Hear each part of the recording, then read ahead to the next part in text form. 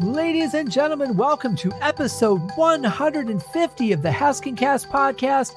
I am your host, been here since day one, Scott Haskin, and I have a wonderful, amazing guest to bring you guys today. I had such a great time talking to her. First time we had met. We're going to talk about the book that she's got coming out and some of the other stuff she's done. Absolutely just amazing, dynamic lady. I could have talked to her for easily a couple more hours, I'm sure. But I'm very grateful for the time that I got to have with her. Before we get to the interview, though, I just kind of want to reflect for a minute because we're halfway there, guys. We are halfway to the finish line. I said from the beginning I had planned on doing 300 episodes, and that's mainly because that is the number of episodes that iTunes will house before it starts dropping off episodes. So per artist account, you get 300, and then they stop caring. They only care about new stuff after that. And I've always said from the beginning, if somebody takes the time to come on my show, that interview deserves to be out there and people should be able to have access to it. Now, I do have links to every single episode of both this show and my other show, Uriah Heep, the Magician's Podcast, on my website. Those will continue to be there. But, the number one place that people listen to podcasts is iTunes and Apple Podcasts. So it doesn't seem right to me to have that avenue closed off to people who have been kind and taken the time to be on my show, regardless of if they just came to chat about something or if they're promoting a project that, art never dies. It's always going to be there. So even if you're listening 5 years after the project came out that they worked on, certainly it's still out there for consumption. You can go and enjoy it. So it's very important to me to maintain that level of commitment that I've given to all of my guests and keep those interviews available to anyone who wants to listen to them. And like I said, I do have all the episodes available on my website as well. If you just go to scotthaskin.com and then you can click on podcast, or you can click on Uriah Heep podcast, and you'll be taken to each of those podcasts, and then links to all of the episodes are within that region. It's easier with Uriah Heep because everything's based on album, right? So each album is a season. So I've got a link to each album. And then within that link to the album, I've got all the individual episodes in those shows. With this show, it's a little bit different. I kind of do it by year because there's really no other organization. A season wouldn't mean any more than a year because the guests are just whoever I happen to have on, or if I'm doing review shows or whatever. So, so I just want to take a moment and say thank you guys for listening.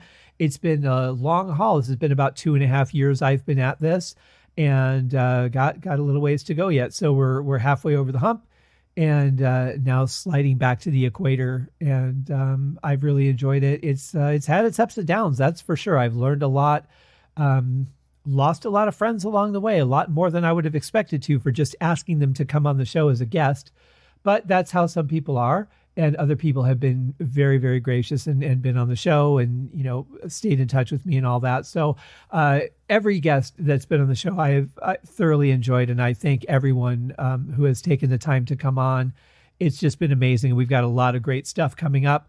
The show has turned to really more of a review format. If you might notice in your player, there is a second episode this week because of the timing of it all. I actually thought that my 150th episode is going to be my 151st just because of the timing of when everything showed up. But I have a great review coming on the next show of Blackmore's Nights. That's hard to say. Blackmore's Nights' new album, Nature's Light. It just arrived in the mail. And so I want to get to that review out as soon as possible. They're out doing the tour, the press tour circuit. And I have not watched a single video. I have not listened to a single note of a song because I want all of my actions or reactions to be fresh and honest. And here's exactly what I feel in this moment upon the first hearing of these songs. So it should be a lot of fun. So check that episode out if you like. And in the meantime, you know what? It is just time to get to my guest. I'm so excited to bring you guys this conversation I had with the lovely Martha Bolton. I had no idea how much of her work that I knew just by way of listening to the people that she wrote for. And we're going to get into all of that right after this.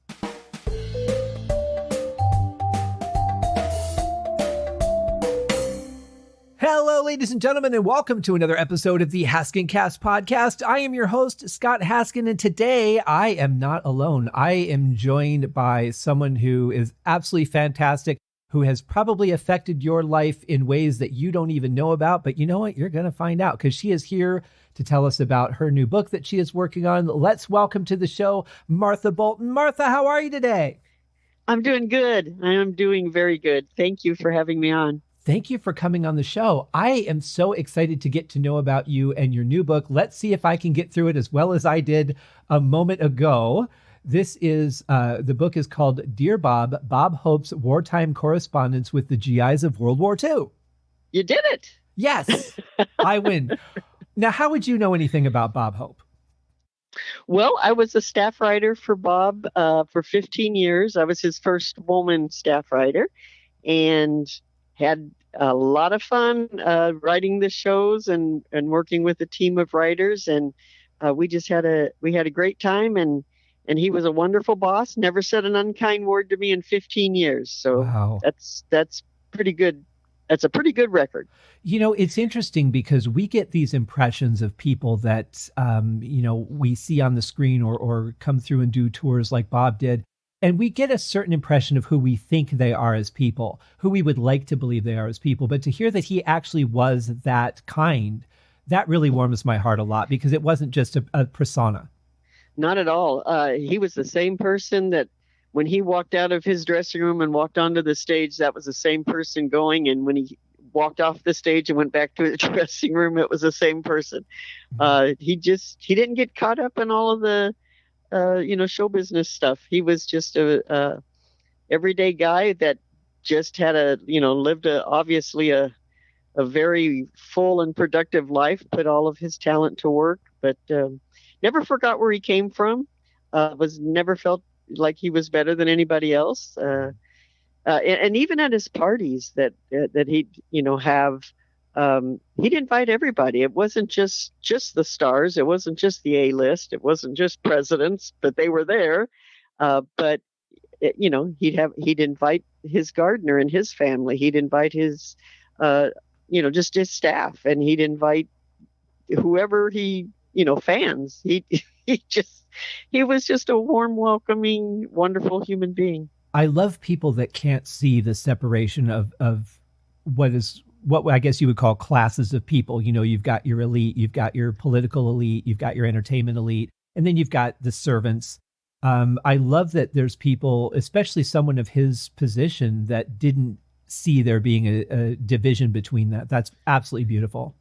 Yeah, he didn't. And even his Christmas cards, just about anybody he met, he would put them on his Christmas list, and they'd receive Christmas cards from him, especially the GIs. Mm-hmm. He would send the GIs that he had met Christmas cards, and they wrote back in the letters, some of the letters where they said, well, the first year I got a Christmas card from you because you had just been here and we met, but then the second year and the third year, right. That was just him. Well, I think the amazing thing, too, is how many of those cards actually reached the soldiers, because that was a pretty chaotic time. And I would imagine a lot of mail did not get where it was going. No, it didn't. And even when it did, it took not just weeks, but months and sometimes longer. It could have been a year or two before it just following them around wherever they were at. Sure. They were thrilled when they got it, but boy, it was a different time. It wasn't instant. You couldn't pick up the phone and be talking to your family or a Zoom call or anything else. It was that mail call, waiting for your name to be called. No silence like that silence. Oh, yeah. And the disappointment. For a letter. Yeah. I can imagine. Mm-hmm. You mentioned that you were Bob's first female staff writer. Interestingly, and this just happened to work out this way, I did not plan this. This is episode 150 of the show. On episode 50, I had Dev Ross on, who was the first female staff writer at Disney. So that just kind of worked out nicely. Yeah, it did. Huh. Now, you also wrote for Phyllis Diller. I did. I did. How did you find it was it challenging to kind of switch gears and write jokes for, each one of them?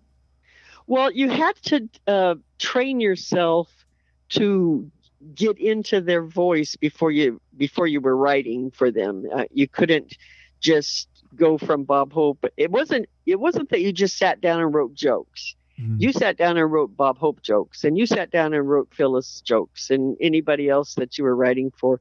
You had to get their voice in your head, and then as you're writing, you had to self-edit. If a joke came but it wasn't a Bob Hope joke, then you didn't write it down, or you wrote it down for whoever it sounded like, and you put that on a piece of paper someplace else. Mm-hmm. But you have to get their voice. Otherwise, when they're reading it, they're going to say, this doesn't sound like me, and they're not going to like any of the material. So it has to sound like their voice. And then there's all sorts to, when you're crafting the joke, you don't want too many words or not enough words to where it's not clear. Too many makes it too long. And a long setup, you better have a good punchline. Right. Yeah. You got to have a payoff there. Yeah. To be a little bit more literal than what you mean, would you actually hear their voice telling the joke as you wrote it? Yeah. In my head, I would hear his voice. Yeah. Mm-hmm. And Phyllis, in my head, I would hear her voice. And that comes from studying their act and watching them on stage and watching them on TV and listening to them on, radio shows. And it's a lot of research and just getting that. It's almost like a lyrical with music. It's getting that in your ear and when it's the right note and when it's not. I would think that would be such a difficult job. I mean, aside from the pressures of writing for those two particular people who were huge at that time, I mean, top of the entertainment industry, just to sit there and constantly come up with those zingers, that had to be challenging. Did you have points where you're like, I got nothing in the tank today? Well, you did, but if you're on a deadline, that motivates you real fast.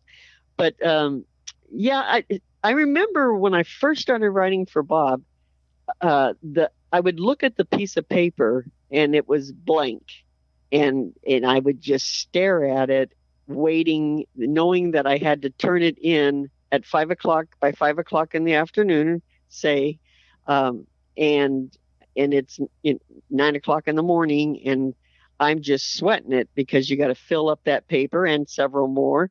And then after a while, you get in and your comedy muscles grow. And then it became when I would get an assignment, I'd, say it's 9 o'clock in the morning and it's due at 5.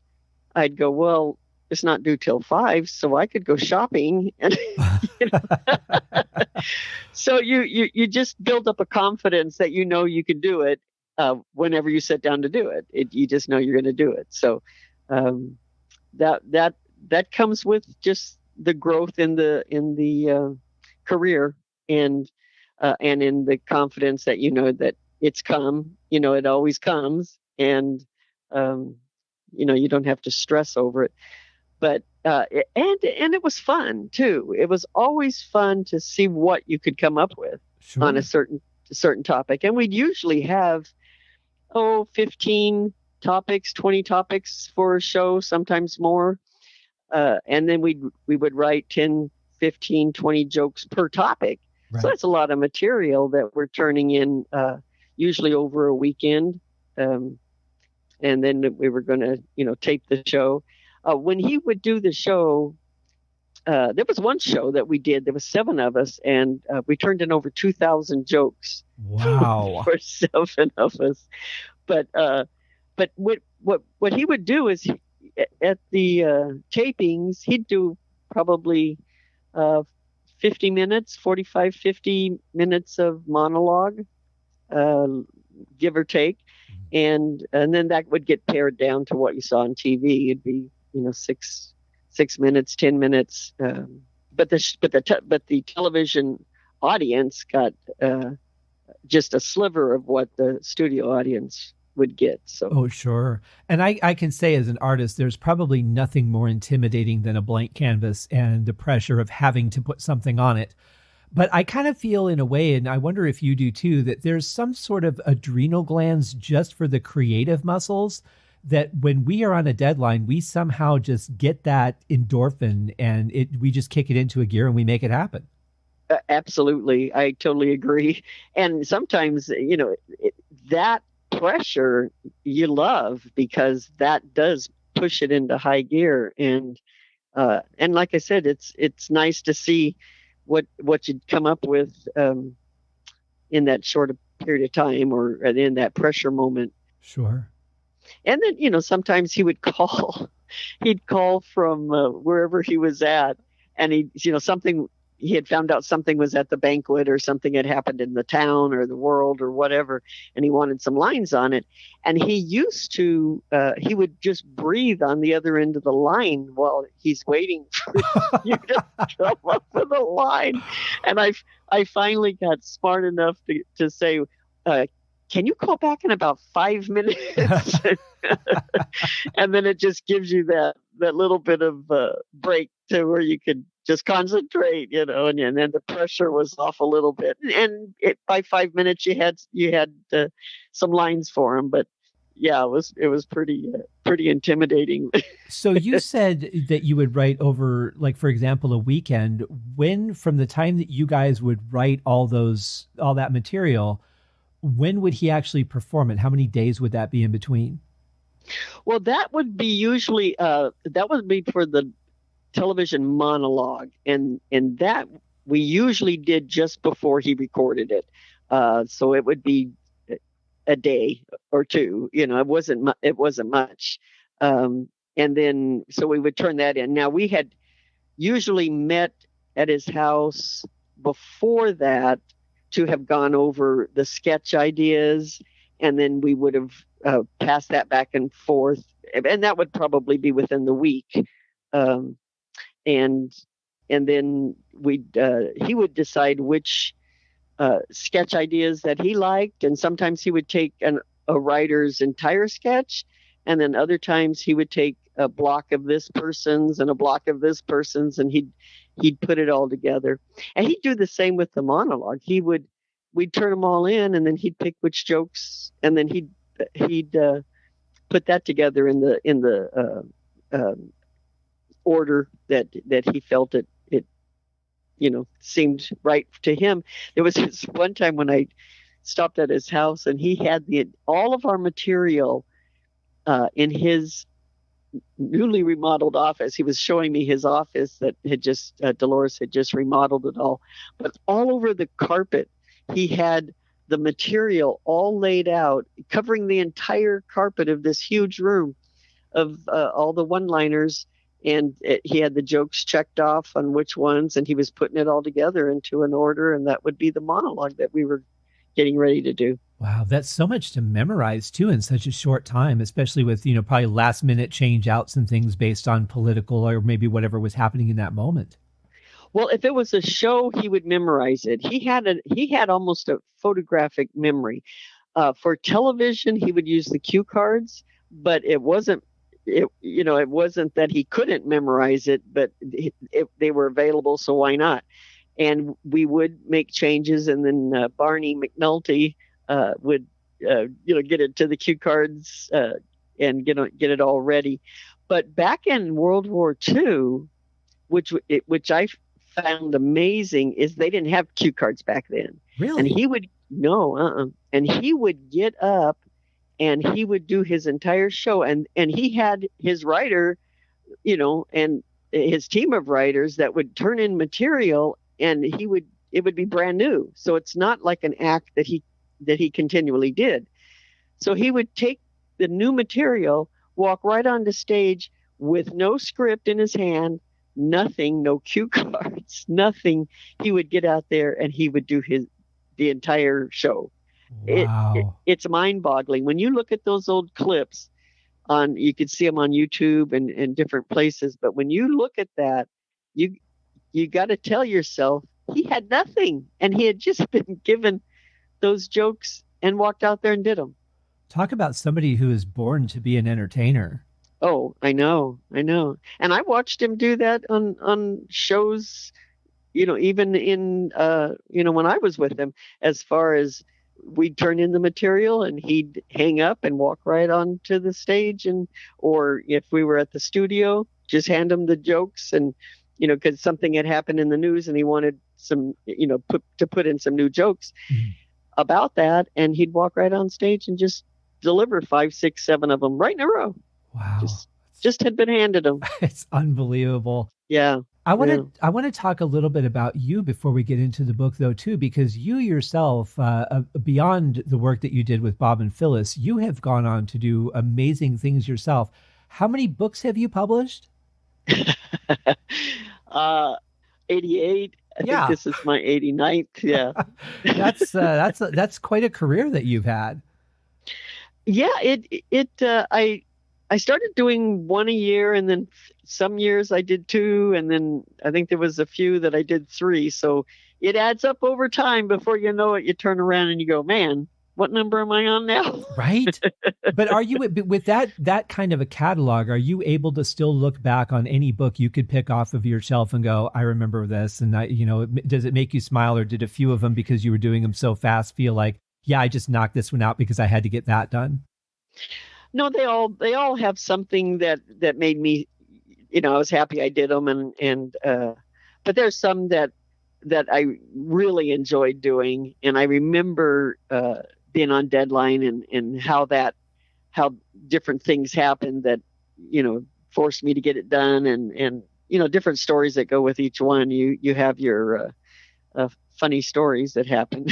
Yeah, oh, sure. Yeah. And then, you never forget the day it comes out, and it's all exciting, and you see it, and it's, your work in a brand new book. So it's always exciting. Yeah. Well, congratulations on all of that. That is, to me, that is just such an amazing accomplishment. And I definitely can appreciate the work and dedication it must have taken to get to the point that you're at now. That's really quite incredible. Well, thank you. I just kept steadily moving along, from one thing to the next, and you got to get it done. Well, that's the thing. That's the key. Yeah. But I think in a way it's good to have those kind of deadlines, because if not, it's too easy for us as creatives to overthink what we're doing, to over-edit ourselves, and end up ruining what could have been a great project. Right. And it forces you to do, because you want to do your best, but it forces you to do your best in a timely manner. Yes. Yeah, absolutely. And you have to get it done. Yeah. Mm-hmm.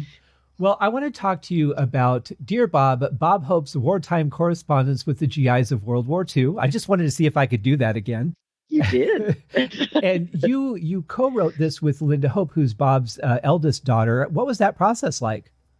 Well, we actually started writing the book when Bob was alive.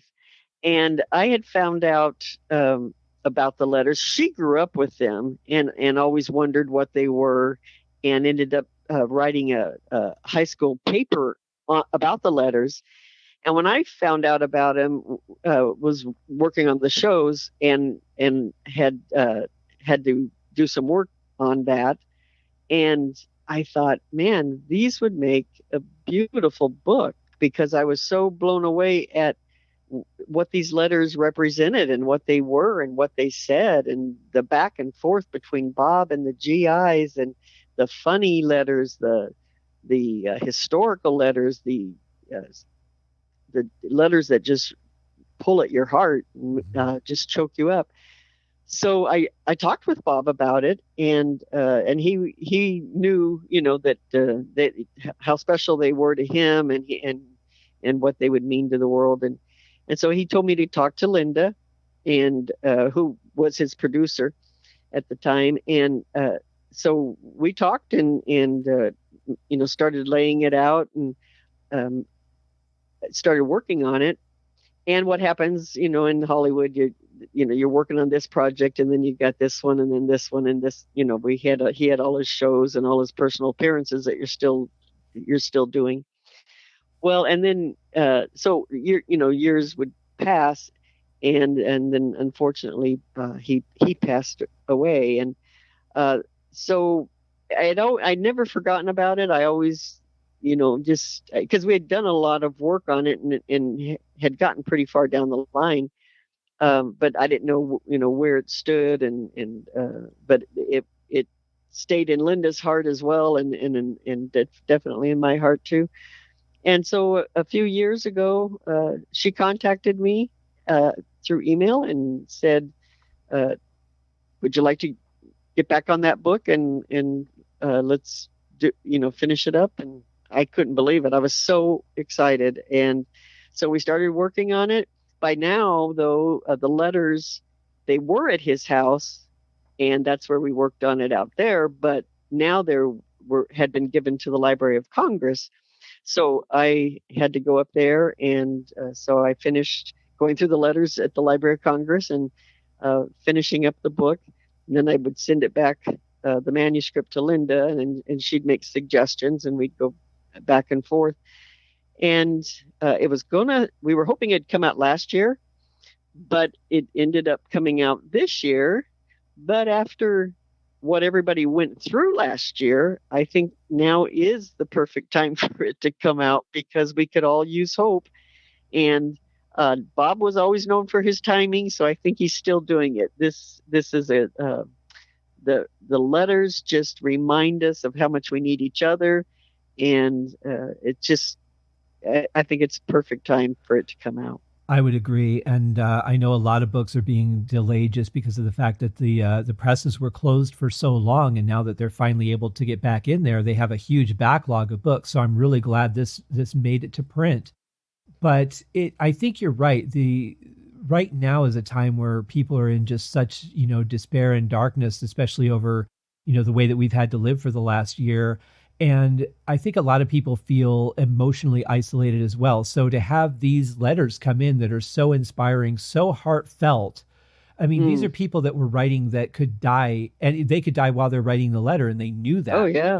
Oh, yeah. So they're really letting their heart out in these letters. And they're just, the ones that I've seen are just so touching. And it really, I'm like, this book is going to be hard to get through without welling up by page 3. Yeah.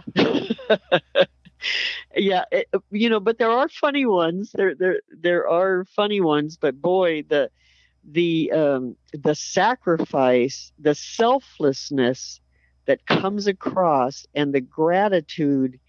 Oh, the book is just full of. If you want to feel good, you read these letters between Bob and the GIs, and man, it. Even when you cry, it's a good cry. Oh, sure. Yeah. Oh, but man. Was it hard for you and Linda to get through some of that just for that reason? Oh, yeah. I've read them and reread them and reread them. And there's some that every time I read it just chokes me up. And then the hardest part was picking, because he had, at the height of World War II, Bob Hope was receiving 38,000 fan letters a week. Wow. That's insane. Yeah. And every, trying to pick, which ones do you pick, Right. So I wanted to have a good variety of different, because the layout of the book, it's not in chronological order, but it's in emotional order. It's like, I'm missing my mom. I'm missing, I didn't sign up for this. It's their complaints. It's, so it's that kind of divisions. So I wanted letters that reflected and fell into those categories. And I'm just so happy. That my only regret is that I wish he was here to see it. I think he'd be very pleased. I would hope. At least he knew that you were doing it, though. That's got to make you smile. Yeah, absolutely. Yeah, we had his blessing. What is the status of the book at this point? Well, it released on March 15th. And CBS did a nice piece on it on CBS Sunday Morning, and within less than 40 minutes after the CBS piece ran, Amazon ran out of their inventory for the book, and Excellent. then and then the publishing house ran out within 48 hours. So they're all, printing more, which is great. But yeah, it's people love Bob Hope. So Well, how can you not? I mean, yeah, not only was he somebody that entertained people, but he made such an impact on people that needed it, not just the soldiers, but the families that had their soldiers overseas. I mean, so many people, he touched their hearts, and how can you just not love that alone? well, and he was their connection to home. He brought home to the soldiers, and then when he came home, he brought word from the battlefields of the conditions for the families. In fact, some of the soldiers would hand him their mom's phone number and ask him to call her when he got home. Oh. And he would come home from a grueling, his grueling journey, and then sit on the phone and call these moms and tell them that he had seen their son or daughter over there, and or their husband or their wife. It was incredible. His definition of service went so beyond the normal idea of service. I mean, he took everything he did, really, even in his career. He just took it to the next level. He took it all the way to as far as he could. Yeah. And when he volunteered to entertain the troops, he was doing it for World War II. But as we all know, he did it for all the wars in his lifetime, all the way to the end. His last military show, he was 87 years old, and he's crawling in and out of helicopters, and he's going out to the front lines and near the front lines, and dodging incoming. It's during the show he had some close calls, and 87 years old. Yeah. When he could be cruising down to Rio, Right. Well, and to put it in perspective too, when we think about this in our time now, thinking about, going overseas and doing a tour with the soldiers and that, travel was not anything like it is now. It was much more grueling and uncomfortable. And then he's putting himself at risk to even go visit these soldiers and then put on a show for them. I mean, the real depth of it is something that it's really hard to fathom, because we tend to think of things in modern terms. Exactly, and you're absolutely right. The risk of the air travel, the risk of the bombing when he's doing the show, and he was a target. Oh, because he was known for being the morale booster for the troops. So he was a target. And then he even had a airplane crash in Australia that landed in the river, like Sully. Oh, wow. They had to land the plane in the river. And they said that they ended up coming to rest at a sandbar, but had they hit the sandbar first, the plane would have somersaulted and exploded. So, I mean, he had the close calls. He wasn't dodging any danger. He was right in the middle of it. And if the soldiers were there, he wanted to be there, wherever it was. And if he would perform for the big crowds, the 38,000 on the side of a hill, and then if he heard of a company that was way off all by themselves, 100, he'd make sure that they got him over there, and he'd perform from the back of a Jeep and give them a show. Just absolutely incredible. Amazing. Absolutely. Yeah. I love that there's people out there. And I mean, obviously he had the opportunity to do it, but I love that there's people out there that are given opportunities and just do everything that they can to bring joy to the world, because we need so much of that. And it seems like those kind of people are really rare that get the opportunity and then take advantage of it. Right. And he would visit, not only, he would go through the hospitals out on the war zones, but then he would come home and he'd visit the hospitals. He never, he wouldn't forget about them in peacetime. Mm-hmm. He would be there in war, but in peacetime, the the injured that were in the VA hospitals, he'd go visit them.